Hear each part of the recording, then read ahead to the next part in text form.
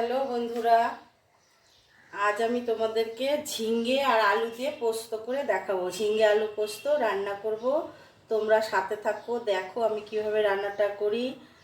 আমি প্রথমে এই যে কড়াইতে সাদা তেল দিয়ে দিচ্ছি।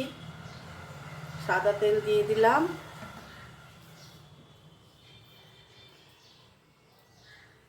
তেল গরম হয়ে গেছে। আমি কালো জিরে ফোড়নে দিয়ে দিচ্ছি, যে অল্প কালো জিরে ফোড়নে দিয়ে দিলাম। আর এই দেখো এরকম ডুম ডুম করে আলুটাকে কেটেছি, এরকম ডুম ডুম করে আলুটা কেটেছি। এবার আলুগুলো আমি ছেড়ে দিব।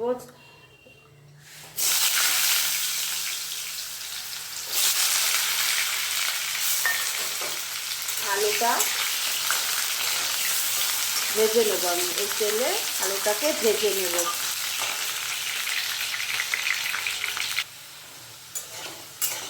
দেখো বন্ধুরা, আমার আলুগুলো একদম ভাজা হয়ে গেছে। এবারে আমি এই যে ঝিঙ্গে কেটে রেখেছি, দেখো ওইরকমই ডুম ডুম করে ঝিঙ্গে কেটে রেখেছি। এই ঝিঙ্গেগুলো আমি দিয়ে দিচ্ছি আলুর মধ্যে।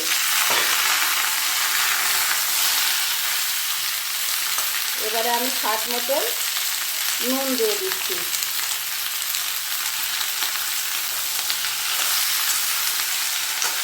নুন দিয়ে একটু নেড়ে নিচ্ছি, একটু নাড়াচাড়া করে নিচ্ছি। নাড়াচাড়া করে উল্টে পাল্টে দিলে ভালো হয়, সেই জন্য একটু উল্টে পাল্টে দিয়ে আমি এবারে এটাকে ঢেকে গ্যাসের আগুনটা কমিয়ে দেব। আর ঝিঙ্গে থেকে যে জলটা বেরোবে ওতে আলুও সেদ্ধ হবে, ঝিঙ্গেও সেদ্ধ হয়ে যাবে। এবার ঢাকনাটা খুলে দেখি, আর গ্যাসের ফ্লেমটাও বাড়িয়ে দিলাম। কি হলো দেখি। দেখো বন্ধুরা, কত জল বেরিয়েছে।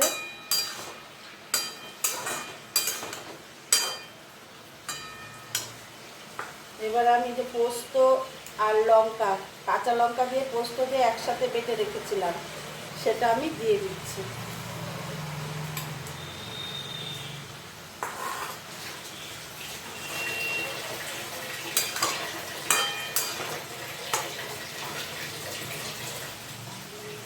আর পোস্ততে হলুদ দেয় না, সাদা সাদাই করে, কিন্তু আমি সামান্য একটু হলুদ দিয়ে দিচ্ছি।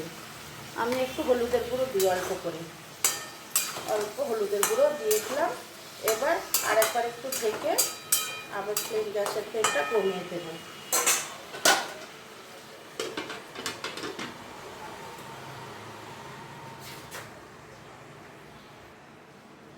এবারে আবার গ্যাসের আগুনটা বাড়িয়ে দিলাম আর ঢাকনাটা উঠিয়ে দিলাম।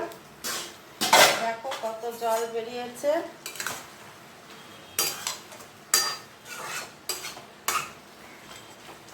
স্বাদ মতন চিনি দিয়ে দিচ্ছি আমি এখানে।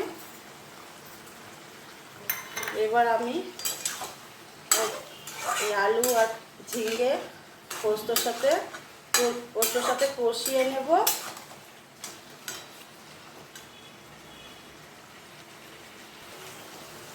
দেখো বন্ধুরা, কতটা জল উঠেছে। আমি এই জলটাকে শুকিয়ে নেব।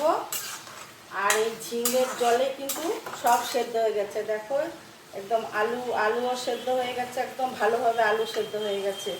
আমি কোনো আলাদা জল দিইনি, আমি রান্না এইভাবেই করি, কোনো আলাদা জল দিই না, সবজির জলেই আমার সেদ্ধ হয়। যাই হোক, তোমাদের যদি রান্নাটা ভালো লাগে তোমরা আমাকে লাইক কমেন্ট করো, শেয়ার করো। আর কিছুক্ষণ শুকিয়ে নেব জলটাকে। দুটো কাঁচা লঙ্কা চেরা আমি দিয়ে দিলাম। এবারে আমি গ্যাসটাকে বন্ধ করে দেব। রান্নাটা আমার হয়ে গেছে, বন্ধ করে দিলাম। এবারে আমি এটাকে নামিয়ে দেব।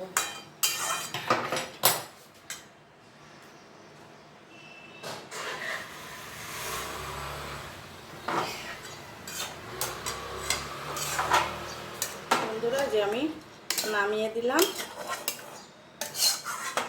এখন এই গরমের সময় তো এইসবই খেতে হবে আর কি। সকলে ভালো থেকো, সুস্থ থেকো।